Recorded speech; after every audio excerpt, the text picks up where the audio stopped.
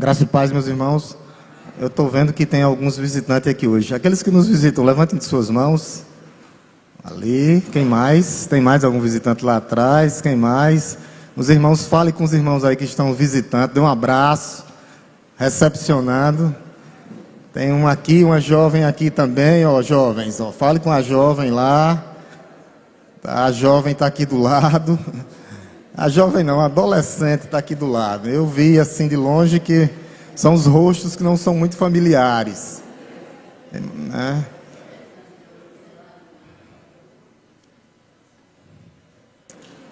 E sejam muito bem-vindos em nome de Jesus, tá? Muito bem-vindos mesmo. Volte sempre. A casa de Deus, a casa do Senhor é a casa de vocês, tá? Se sintam em casa. Meus irmãos, Salmo 84, Salmo 84. Vamos abrir nossas Bíblias no Salmo 84. Salmo 84, nós vamos ler completo, do 1 ao 12. Eu vou ler os ímpares e gostaria que a amada igreja lesse os pares. No domingo passado eu consegui dar uma prolongada boa, consegui pregar 2 versículos do Salmo. Hoje a gente vai dar mais uma avançadazinha, em nome de Jesus, que Deus possa fazer morada nos nossos corações através dessa palavra nessa manhã. Salmos 84. Eu vou ler os ímpares e gostaria que a amada igreja, como de costume, lesse os pares. A palavra de Deus nos diz assim: quão amáveis são os teus tabernáculos, Senhor dos exércitos.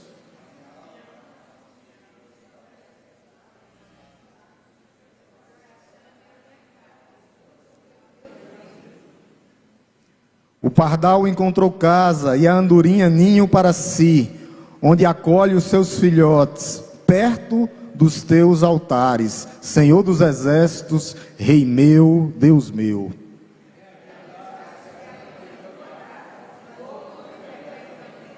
Bem-aventurado é aquele cuja força está em ti, e cujo coração se encontra os caminhos aplanados.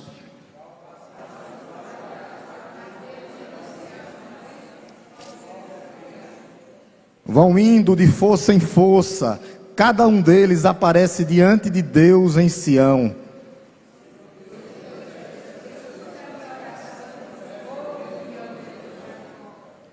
Olha, ó Deus, escudo nosso, e contempla o rosto do teu ungido.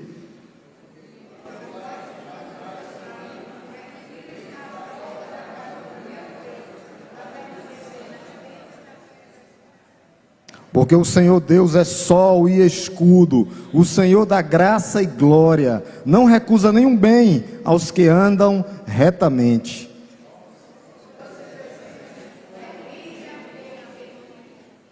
Vamos ler todos juntos, numa só palavra aqui, o último versículo. Ó Senhor dos exércitos, feliz é aquele em que confia.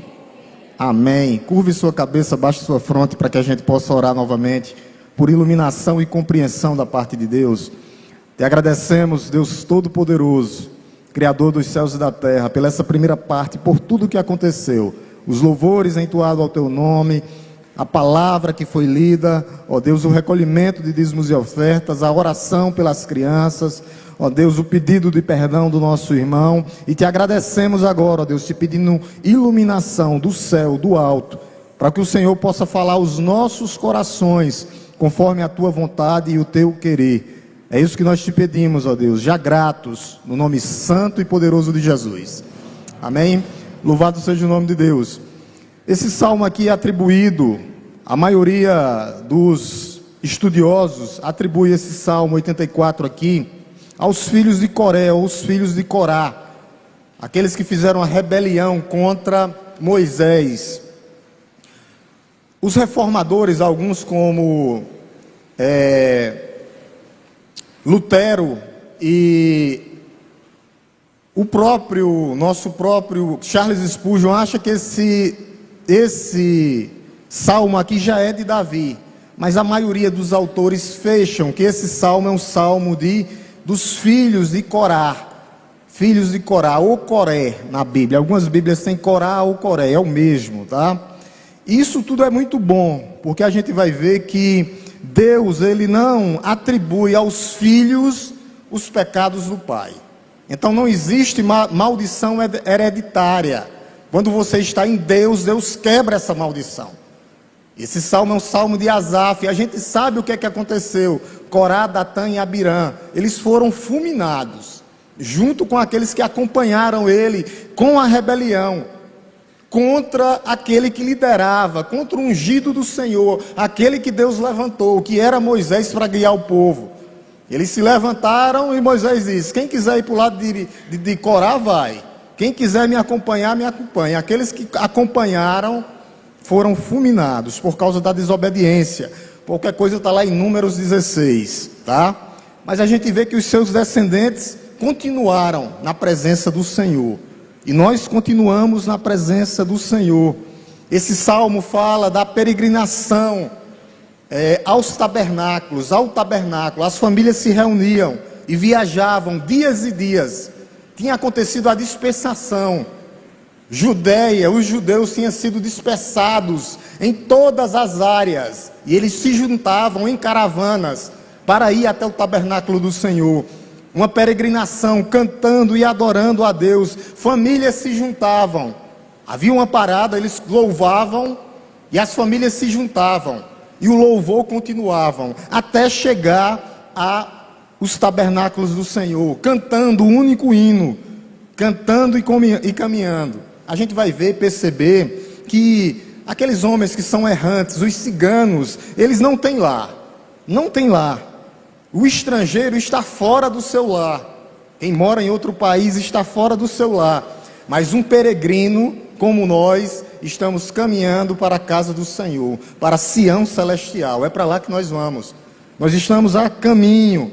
E esse salmo aqui fala da saudade do templo do Senhor, a saudade do céu. Nós temos que perceber isso aí, e nós temos que desejar o céu. Ele está dividido em 4 partes. A primeira parte dele, do 1 ao 4, vai falar do desejo e a lembrança dos átrios do Senhor.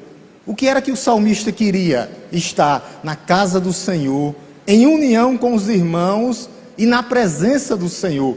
Esse deve ser o desejo do coração da igreja.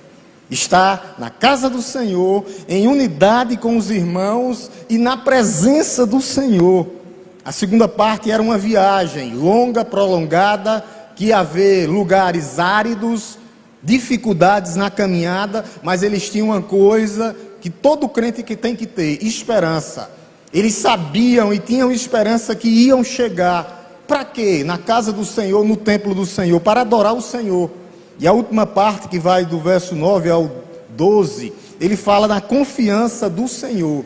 A gente leu aqui, né? No último versículo: aqueles que amam o Senhor, só para repetir, a confiança deles: o Senhor dos exércitos, feliz é aquele em quem te confia. Nós temos que confiar no Senhor.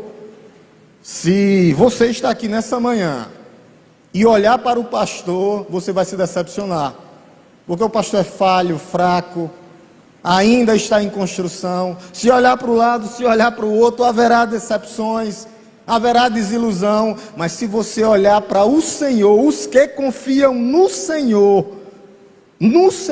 é isso que o Salmo diz: aqueles que confiam no Senhor é feliz, terá e será bem-aventurado.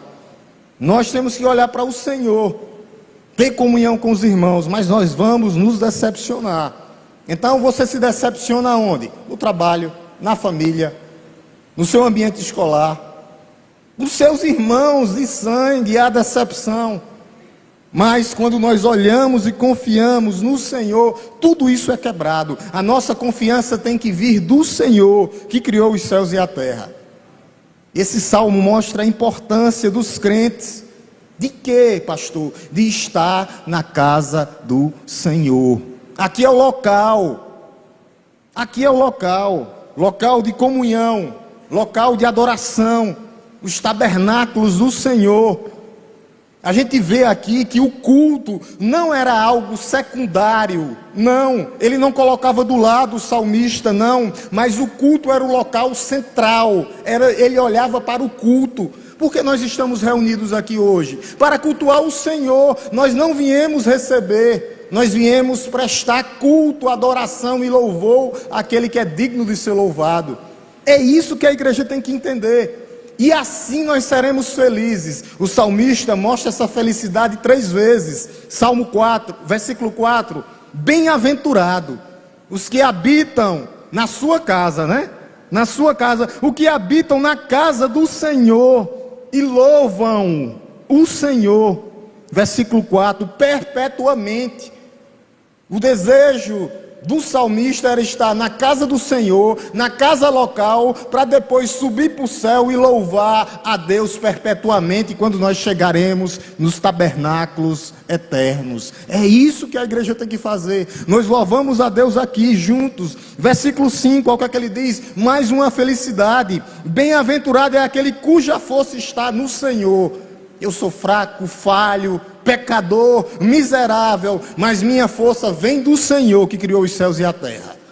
A minha força vem do Senhor que criou os céus e a terra, não de mim mesmo, não da força do meu braço. Por isso eu sou feliz. Bem-aventurado é aquele que confia no Senhor. A felicidade está no Senhor. E verso 12 para fechar: 3 felicidades, 3 bem-aventuranças. O Senhor dos exércitos, feliz é aquele em quem te confia. A nossa confiança está no Senhor, no Senhor. Tiraremos lições preciosas desse salmo, lições para que nós possamos aplicar nas nossas vidas. Nessa manhã, a felicidade dos adoradores, a bem-aventurança dos adoradores, do verso 1 ao verso 4, a expressão de desejo de estar em comunhão com Deus, com os irmãos, na casa do Senhor, a casa de Deus. O salmista vai dizer no verso 1 que é amável. Quão amáveis são os teus tabernáculos, quão amável é estar na casa do Senhor. Amar, amável. É amável para a nossa mente, é amável para o nosso coração, é amável para a nossa alma e para o nosso espírito. Isso traz tranquilidade, gozo na alma. Nós louvamos juntos. É a reunião dos santos, é a assembleia dos santos, onde os santos de Deus, os separados, se unem para louvar ao Senhor. Nenhum lugar oferece o que oferece a casa do Senhor, mesmo nós sendo falhos. Mas aqui na casa do Senhor é o encontro dos filhos de Deus com o próprio Deus vivo. Nós nos encontramos, os filhos do Deus vivo se encontram com o próprio Deus vivo. O desejo do salmista é profundo, insaciável, é insaciável. A igreja, ela é local para nós, pais e ninho. É conforto para quem, pastor? A gente vai ver isso para os nossos filhos. O melhor lugar de você criar seu filho é na casa do Senhor. Eles têm que frequentar a casa do Senhor. Bem-aventurado é aqueles que estão na casa do Senhor. O adorador, ele é despertado pelo amor à casa de Deus. Olha o que é que diz no verso 1 e verso 2. A gente vai ver esse desejo, verso 1 e verso 2. Quão amáveis são os teus tabernáculos, Senhor dos exércitos. Olha o que é que o salmista diz: a minha alma suspira de vontade e desfalece pelos teus átrios, Senhor. Aí ele vai dizer ainda: o meu coração, a minha carne, o meu corpo exultam pelo Deus vivo. Era isso que o salmista queria. A casa do Senhor, estar na casa do Senhor é o lugar central da adoração, é o lugar central da nossa vida, é o lugar mais amável. Isso é o que diz o salmista, não é o pastor. É o lugar mais desejável. Ele deseja, ele desfalece em estar presente com os irmãos na casa do Senhor. Por que tudo isso? Porque nós estamos aqui hoje reunidos, em primeiro lugar, porque a casa de Deus é lugar de adoração, é lugar de louvor e é lugar de intimidade com Deus. Nessa manhã, coloque o seu coração na presença de Deus. Se há alguma coisa que lhe afaste da presença de Deus, coloque o seu coração na presença de Deus. Os tabernáculos do Senhor, vai dizer aqui, são amáveis, são desejáveis. Deus habita aqui para salvar os seus filhos. Ele quer nos salvar, não só isso, mas nos consolar. Pecadores falhos ainda. Nós ainda somos falhos, nós ainda somos infiéis. mas pecadores lavados e remidos com o sangue do Cordeiro de Deus, que está em construção. Nós estamos sendo preparados. Sobretudo, aqui é um lugar de intimidade com Deus, é um local de você falar com o Senhor, que o Senhor fale com o seu coração. Sendo assim, nós devemos não só ir, mas estar na casa do Senhor. Por causa dos irmãos também, mas principalmente por causa do Deus, que é Senhor desses átrios aqui. E nós fazemos a composição como pedras vivas desses átrios aqui. Não só buscar bênção, não, tem pessoas que vêm para buscar bênção, vêm para receber, mas você tem que receber o Deus da bênção, o Deus que sustenta você, é quem você tem que estar em intimidade com Ele nessa manhã. Segundo, porque nós temos que estar na casa do Senhor, porque a casa do Senhor é lugar de ensino, é lugar de instrução e é lugar de exortação. Na casa de Deus, o Senhor, Ele nos ensina, o Senhor nos anima, o Senhor nos consola. Aqui, neste local, é onde todas as suas dúvidas, elas têm que ser dissipadas. Não pode haver dúvida em amor, em comunhão, em adoração, em progressão, no avanço do Evangelho. Aqui, nesta casa aqui, é onde os nossos olhos são abertos, é onde a venda é tirada, é aqui nesse local. Se você não encontrar aqui nesse local, no mundo você não vai encontrar. Não vai encontrar. Em terceiro lugar, porque a casa de Deus, nós temos que estar na casa de Deus, porque é um lugar de santa comunhão. A casa de Deus é local onde os crentes estão aqui para se arrepender, estão aqui para confessar os seus pecados, porque todo pecado confessado é lançado no mar do esquecimento, e ninguém pode ir lá cobrar de você. É local de comunhão, é local onde nós nos ajuntamos para que nós possamos ter harmonia com os nossos irmãos, pois nós somos uma família, nós somos um rebanho, nós somos um povo. É bem pequenininho. Salmo 133, olha o que é que o salmista diz. Salmo 133, coloca bem aqui para mim, por favor. 3 versículos, diz assim: como é bom e agradável viverem unidos os irmãos. Vamos ler, irmãos, aqui, todo mundo junto. Volta aqui, Kathleen, por favor. Vamos lá, igreja.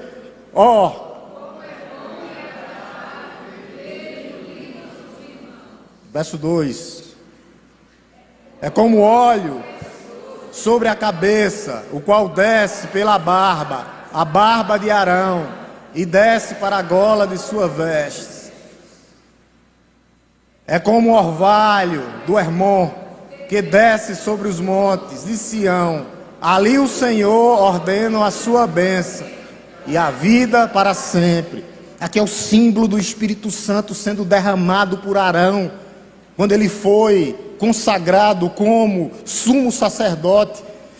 Ele faz uma comparação da união, a união do povo de Deus. Como é bom viver em união, em unidade e em novidade de vida. União através do Espírito Santo, como orvalho do Hermon, quando tem aquele calor incessante do deserto e aquele orvalho entra dentro da igreja, trazendo conforto, união, respiração para a igreja. É isso que ele está fazendo. Aí ele diz ainda no verso 2: o adorador é despertado pelo seu amor a Deus, à casa de Deus e ao Deus vivo. Olha o que ele diz na parte B do versículo 2. Parte B do versículo 2: o meu coração e a minha carne exulta pelo Deus vivo. O nosso Deus não é Deus de mortos, mas é um Deus vivo que está no meio da sua igreja. Mas ele queria o quê? A minha alma, o meu corpo. Quando ele diz a minha carne, é o meu corpo exulta. Exultação é uma alegria maior do que a alegria, é uma exultação no Senhor, exulta pelo Senhor. Quando ele fala em exultação, ele fala de alma, ele fala de coração, ele fala de todo que nós fomos formados. É uma exultação. O salmista tinha fome e sede de Deus. Ele se contentava não apenas em estar na casa de Deus, mas estar presente com Deus vivo. A minha carne, o meu corpo exulta pelo Deus vivo, pelo Deus que permanece no meio da sua igreja, pelo Deus que sustenta a sua igreja. Essa tem que ser a nossa esperança, a nossa exultação, o nosso clamor, o nosso desejo de estar presente com Deus vivo, o Deus vivo. Ele anseia pela presença de Deus. Nós estamos ansiando pela presença de Deus nos nossos corações, na nossa casa, para que Ele faça uma visitação nos nossos familiares. Nós temos que ter essa mesma sede, exultação. O salmista aqui, ele transcende a vontade de estar com Deus, exultar. Ele diz, chamando o Senhor dos Exércitos, no versículo 1, ele chama o Senhor dos Exércitos, o Senhor dos Exércitos, o Senhor dos Exércitos, o Deus autoexistente. E no final ele vai falar no versículo 3, eu quero estar presente na presença do Deus vivo, o Deus que vive, o Deus que nos chama, o Deus que nos chama. No verso 3 ele vai dizer, o chama de Rei meu, Deus meu. Lá no final do verso 3, olha quem é esse Deus. Ele é um Deus também pessoal. Ele é um Deus coletivo, mas Ele é um Deus que você tem que buscar pessoalmente, diariamente. Rei meu, Deus meu. Esse é seu Deus. Deus meu, Rei meu. Esse é o seu Deus, esse é o nosso Deus. E esse buscar aqui é individual. Isso é dependência de Deus. Deus meu, Rei meu. Diariamente, constantemente, tem que haver essa busca pelo seu Deus. Rei meu, Deus meu. Terceiro lugar, verso 3. O adorador é despertado pelas bênçãos espirituais que encontra na casa de Deus. Pessoalmente para você e para os seus filhos. Isso é lindo. Quando você lê a palavra de Deus de forma poética. Os salmos são poesias que eram cantadas. Toda vez que você for ler um salmo, você tem que ler ele lembrando que é uma poesia. Aí você vai entender. Se você for ler por ler, você não vai entender, você vai passar por cima. Você não vai ver a beleza que transcende. Quando ele diz aqui no comecinho, o pardal encontrou casa, ele está falando de nós. Nós somos como pardais, pequenos, miúdos, insignificantes, mas nós encontramos a casa de Deus. É poesia. Ele está falando no teu coração poeticamente que a casa de Deus é para você. Como o pardal procura as casas, nós encontramos nossa casa. E agora ele vai falar dos nossos filhos. E a andorinha ninho onde acolhe os seus filhotes. A casa de Deus é local para os nossos filhos. Nós encontramos nossa casa e as andorinhas, os nossos filhos, como milhares e milhares deles que estão por aí, encontra o ninho. O que é o ninho? É lugar de proteção, é lugar de abrigo, é lugar onde Deus protege os nossos filhos. Pastor, aonde é o melhor lugar de eu criar meu filho? Está aí. Os seus filhotes, aonde, pastor? Na casa de Deus. Não fuja da casa de Deus por causa de homens. Não olhe para a direita, não olhe para a esquerda, olhe para o alto, para o céu. É aqui que nós temos que olhar. É uma ilustração. Ele está falando de forma poética, bela, e dizendo, ó, o pardal, que é você, pequeno, miúdo, encontrou habitação, encontrou a sua casa. E os seus filhotes encontraram o seu ninho, acolhimento. Isso é belíssimo, isso é lindo, quando você olha nessa perspectiva do que o salmista está falando de forma poética. Duas bênçãos espirituais: segurança para nós, proteção para os nossos filhos. Segurança para nós, proteção para os nossos filhos. Amém, igreja? Eu nem digo isso, mas amém, amém. Nós temos agora abrigo e ninho para os nossos filhos. Ele protege. Lá no mundo, vai deixar eles no mundo? Traga não para a casa de Deus para ver o que é que o mundo tem a oferecer a eles. Tudo que não presta vai entrar. O salmista quer criar os seus filhos, as suas andorinhas, os seus filhotes na casa de Deus, aonde há refúgio, aonde há proteção. aonde há proteção, é o melhor lugar do mundo. Construa o ninho para o seu filho. Aonde, pastor? Na casa de Deus. E continue lá na sua casa, protegendo os seus filhos. São aqui, é aqui, no meio dos tabernáculos do Senhor, no meio da igreja do Senhor. É aqui que nós criamos. E quando nós lemos também, de forma poética e sabendo, ele vai falar de altares. Isso aqui é fundamental para a igreja. Se a igreja não perceber isso aqui, não vai entender o evangelho. Altares. Acolha os seus filhotes perto dos altares do Senhor dos Exércitos. Isso é fundamental. Quando ele está falando de forma poética, mas a igreja tem que entender. Deixa eu explicar para a igreja. Perto dos seus altares, havia no Antigo Testamento 2 altares. O altar de ouro, aonde os sacerdotes ofereciam o quê? Libações, incensos. Os incensos simbolizavam o quê? Nossas orações. O altar de ouro, 2 altares. Então o que é que isso tem que dizer? Que você tem que estar de joelho dobrado, orando para os seus filhos, continuamente, constantemente. Não pare de orar, não deixe de orar pelos seus filhos. É no altar aonde nós dobramos os nossos joelhos para clamar pelos nossos filhos. Isso é importante, mas o mais importante não é o altar de ouro. Ele se junta ao altar de bronze.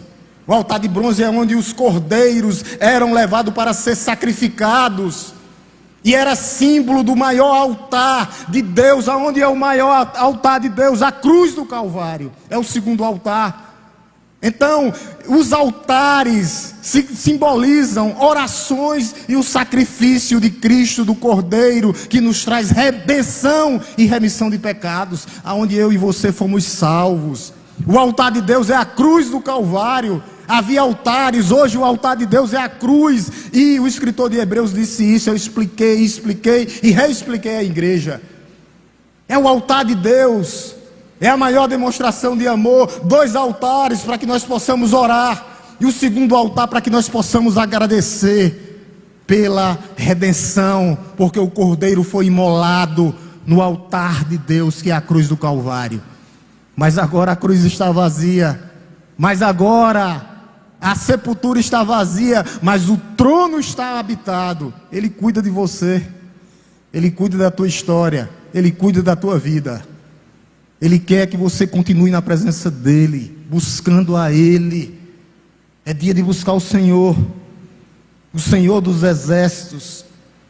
Colocar as nossas orações no altar de Deus, diante do altar de Deus. E lembrar do sacrifício remidor do altar de bronze, que simbolizava, apontava para a cruz do Calvário. O que Cristo fez por nós.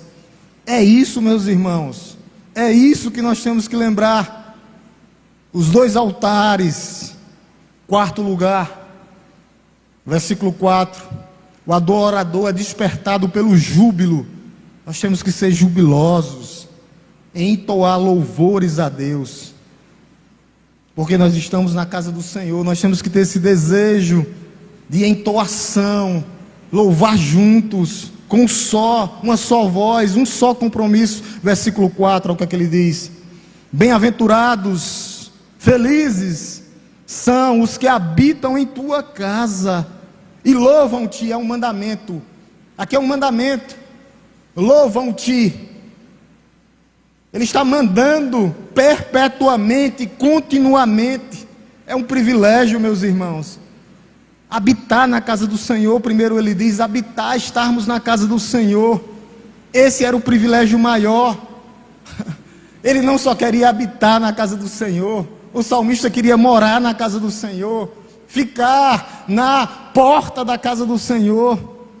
Ele simplesmente não queria só vir à igreja, não, mas ele entendeu o privilégio de estar na igreja. É um fato aqui, perpetuamente, porque a adoração começa aqui e vai continuar no céu eternamente, eternamente. Por isso que nós somos felizes, bem-aventurados. Nós temos que fazer a nossa morada espiritual começando aqui, ela vai terminar no céu, sendo aqui ninho para os nossos filhotes, os nossos filhos, ensinando a ele nos caminhos que ele deve andar, trazendo eles para a casa do Senhor. A igreja é nossa casa, é a casa para nós e ninho para os nossos filhos, para que nós possamos agora louvá-lo, ou louvar-te, Senhor, perpetuamente. É um mandamento. O louvor começa aqui e continuará no céu eternamente, pelos séculos dos séculos, meus irmãos. Pelos séculos dos séculos, meus irmãos. Por isso que nós temos que ter essa felicidade. Ela tem que estar expressada no nosso coração, mas sabendo que a caminhada para a casa de Deus, isso é bom, porque em todos os locais fala disso. Haverá percalços, haverá adversidades, O salmista, ele não só pensa eventualmente na casa do Senhor, não. Ele não pensa inconstantemente na casa do Senhor, não. A vontade dele não é incerta, ele tem certeza que aqui é o local de felicidade. O desejo dele era habitar. Mas o que é que acontece? Nessas vindas para cá, haverá o quê? Vales, dificuldades. O salmista fala do vale árido, versículo 6 aí, versículo 6. Quando passa pelo vale árido, nessas caminhadas para cá, havia um vale lá em Jerusalém chamado Vale de Baca. O que é isso, pastor? O Vale do Choro. Esse era o Vale do Choro, o Vale de Baca, o Vale do Choro, o Vale de Lágrimas. Haverá dias que nós estamos em lágrimas. Na região da Judéia havia árvores chamadas balsameiras, que elas lacrimejavam, ficavam gotejando. E é essa comparação que o salmista faz também, porque ele está falando de forma poética, é dizer, haverá tribulações, haverá o Vale de Baca. Quando passar pelo vale árido, passaremos por dificuldades, passaremos por caminhos que serão vales. Nem sempre os caminhos vão estar aplanados, não. Principalmente para vir para a casa do Senhor. Quem nunca se lembrou disso? Meu Deus, hoje eu estava programado para vir da casa do Senhor. Programei tudo, mas não aconteceu algo. Haverá dificuldades. Nem sempre os caminhos são atapetados, são acolchoados. Não, haverá vales. Nem sempre as estradas vão estar asfaltadas, nem sempre as estradas vão estar pavimentadas, não. O Vale de Baca pode acontecer com qualquer um. O vale árido é o vale aonde qualquer pessoa pode passar, é o vale doloroso. Aonde que às vezes nós podemos pensar, quem já não se sentiu assim? Nós se sentimos cansados, sem esperança, desesperados no fundo do poço. O desespero bate na porta da nossa casa, na porta do nosso coração, principalmente aqueles que caminham para a casa do Senhor, os que são constantes, vivos. Isso significa pedras vivas do templo de Deus, pedras vivas. Mas a boa notícia é que nós não vamos permanecer no vale para sempre. Nós não vamos permanecer no vale para sempre. O vale vai passar, o vale vai se tornar um manancial, porque Deus faz dele um vale, um manancial de alegria, um manancial de bênçãos nas nossas vidas, meus irmãos. O vale vai passar, o vale não é para sempre, ele traz bênção, conforto para os nossos corações. Mas a pergunta que surge para a igreja nessa manhã como eu e você, meu amado, atravessaremos esse vale? Como nós atravessaremos? Mesmo Deus sabendo, Deus vai dizer lá para os discípulos, sabe o quê? Antes da tempestade ele diz, não se preocupem. É porque às vezes nós somos infiéis, incrédulos. Nós não cremos nas promessas de Deus. Nós precisamos olhar às vezes para as bonanças, mas Deus diz assim, ó, antes de caminhar sobre as águas, Ele diz, não se preocupe, vocês vão atravessar para outra margem. Nós vamos passar, como os israelitas passaram pelo Mar Vermelho, nós passaremos, porque Deus é quem garante é Deus, mas como nós passaremos? Primeiro, quando a nossa força está em Deus. Se for com a tua força, tu não chega, porque o salmista sabia que não chegava, ele chegaria com a força de Deus. Olha o que ele diz no versículo 5, parte A, como é que nós atravessaremos? Versículo 5, parte A, ele diz assim, a bem-aventurado é aquele cuja força está em ti, Senhor. A primeira coisa para que nós possamos atravessar o vale árido, o vale da sombra da morte, é se nós colocarmos as nossas forças em Deus, no Senhor. Estamos lutando a nossa luta com o nosso braço, com a nossa força? Não! A palavra de Deus vai dizer que é Deus que luta por nós. A palavra de Deus vai dizer que quando somos fracos é que somos fortes. A palavra de Deus vai dizer que nós temos que ser dependentes do Senhor. A nossa força vem do Senhor que fez o quê? Os céus e a terra. Bem-aventurado é aqueles que têm e que confiam e que colocam a força em Deus. Por isso que o cristianismo é diferente, meus irmãos. Diverge de todas as religiões do mundo. Todas as religiões do mundo, todas. A psicologia aí da autoajuda, ou as outras religiões, vai dizer tu tem força, tu é forte, tu pode. Tu pode. O evangelho vai dizer não. Quando nós somos fracos é que somos fortes. Quanto mais dependentes de Deus, mais fortes nós somos. Não caminhe com os teus pés, caminhe conforme a vontade de Deus. A nossa força vem do Senhor. Por quê, pastor? Porque nós somos fracos. Fisicamente vamos morrer.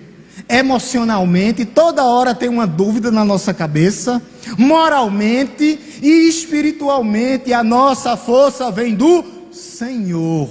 A nossa força está em ti, Senhor Deus, Deus meu. Em outras palavras, nós somos fracos, meus irmãos, impotentes, nada vale. Todos os prazeres que oferece, Senhor, todas as riquezas, a tua suficiência, preste atenção, está em Deus. Ele é autossuficiente para as nossas vidas. Sabe o que é que o apóstolo Paulo vai dizer? Tudo posso, não em mim, mas naquele que me fortalece. Tudo posso naquele que me fortalece. É assim que nós temos que ser, fracos. Sim, a palavra fraco aqui é dependentes. Eu vou, Senhor, mas se o Senhor for comigo. Eu vou, Senhor, mas se for da tua vontade. Eu faço, Senhor, mas se for conforme a tua vontade e o teu querer. Porque tem pessoas fazendo escolhas próprias e colocando na conta de Deus. Por isso quebra a cara. Quebra a cara. O rei Asa venceu 1 milhão de etíopes, 1 milhão de etíopes que descia por ele. 1 milhão, com menos da metade dos soldados, porque Deus estava com ele. Josafá venceu uma multidão, com o que, pastor? Com coral. Deus disse, prepara todo mundo, começa a adorar, não precisa se levantar, pode deixar que eu derrubo todos, os amonitas, os edonitas, todos que vieram contra ti. Ele venceu com coral. Daniel foi para a cova do leão, o leão estava lá, com a boca fechada. Moisés venceu o maior império daquela época, que era o Império Egito. Com o que, pastor? Com um cajado, com um pedaço de madeira. Com um pedaço de madeira, a luta não é tua, é Deus que luta por ti. Vá na força de Deus, peça a Ele, pergunte a Ele se a batalha é tua e se é tu que tem que prosseguir. A nossa força vem do Senhor. O apóstolo Paulo faz uma pergunta que é interessante, retórica, né? Se Deus é por nós, se Deus é por nós, irmã, quem será contra nós? Resposta: ninguém. Podem até tentar se levantar contra ti, mas ninguém. Vão cair na tribulação da angústia que aquele homem passou na época da reforma protestante, chamado Lutero, Martinho Lutero, no vale de lágrimas, perseguido para ser morto. Ele escreve Castelo Forte, dizendo: Castelo Forte é o nosso Deus, Castelo Forte é o nosso Deus. Como é que nós temos que reagir diante dos problemas para vencer os vales áridos? A pergunta é como? Como é que está o seu coração nessa manhã? Como é que está o seu coração nessa manhã? Porque se o seu coração não estiver aplanado, você não vai vencer as lutas. Segundo, como é que nós vencemos e passamos pelo vale árido? Aqui, ó. E cujo coração, vamos lá, igreja, vamos lá, igreja, como é que está o teu coração nessa manhã? Aplanado? Ou cheios de vales, cheios de entroncamentos, cheios de dúvidas? Como é que está o teu coração nessa manhã? Em relação à tua família, em relação ao teu emprego, o teu coração está aplanado ou é um coração dividido? Está cheio de atalhos, cheios de brechas. Como está o teu coração nessa manhã? Na hora que você levantou para vir para a igreja, como foi que o seu coração estava? Como o teu coração está agora, depois de ouvir tantas palavras, Deus falando diretamente contigo? Sabe qual é o problema da igreja? É que muitos não têm fome e sede de Deus. Muitos vêm para a igreja e o louvor não chega, o louvor não é genuíno. As pessoas não sentem prazer na pregação, porque o coração não está aplanado, o coração está cheio de curvas. O problema é esse. Nós temos que vir com os corações aplanados, os corações retos diante de Deus. Deus aplana os nossos corações, não corações machucados e corações divididos. Como você chegou hoje aqui nessa manhã? Para receber o louvor genuíno, para que essa pregação tenha prazer. Você está tendo prazer em ouvir a palavra de Deus? Se não tiver, tem alguma coisa errada. Tem alguma coisa errada. As pessoas vêm para a igreja e não oram antes, não colocam as suas vidas diante de Deus, para que esses corações possam ficar aplanados, e não divididos em estradas, em veredas, em lugares áridos, não, mas o coração aplanado, reto diante de Deus, para que você possa sentir prazer. Está sentindo prazer em estar perto do seu irmão? Prazer, Senhor, eu tenho prazer de estar aqui, o meu desejo é estar aqui com meus irmãos. Você está tendo esse prazer? O seu coração está aplanado? Ou não? Ou não? Ou o meu coração está dividido entre dois mundos? Está aqui agora e lá fora. Botar lá fora, aqui e lá fora, para todo lugar os outros dedos. Onde é que está o nosso coração? Aqui? Aqui? Na casa de Deus? Na presença de Deus? Com os irmãos? Ou você já está pensando no daqui a pouco? Se você estava sendo assim, você está vivendo de forma carnal. Você não está entendendo o que é o culto espiritual. Tem que haver mudança para que o meu coração chegue regozijado na presença de Deus, aplanado, reto diante de Deus. E ainda querem colocar a culpa no pastor. A culpa não é do mordomo, né, irmão Vicentino? Resumindo, é preciso vir à casa de Deus com todo o seu ser, com tudo o que tu és, com toda a tua força, dependendo dele, com toda a tua alma e com todo o teu coração. Nessa caminhada para a casa de Deus, há vales sim, vales para os pés, cria vales, tropeços, vales, Mas sabe o que é que ele faz com o teu coração? Ele aplana, aplana o seu coração, planícies no seu coração. É isso que ele faz. A dificuldade nos pés, mas planícies no nosso coração, para que nós possamos ir.